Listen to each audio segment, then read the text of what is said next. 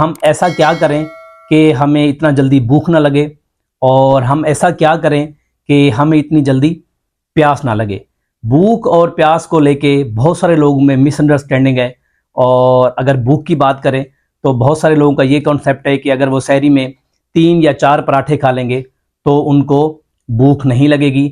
उनका मानना ये है कि एक पराठा 2 से 3 घंटे चल जाएगा और फिर उससे अगला पराठा 2 से 3 घंटे चल जाएगा। इसी तरीके से उनके 10 से 12 घंटे गुजर जाएंगे, जो कि बिल्कुल गलत कंसेप्ट है। क्योंकि आपके मैदे को 1 से 1.5 घंटे में खाली होना होता है।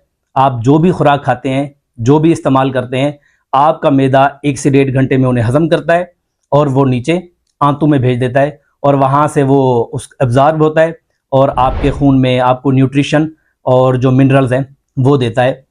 तो इसका मकसद ये है कि 3 या 4 पराठे खाने से आपको कोई इतनी पूरा दिन एनर्जी नहीं मिलेगी।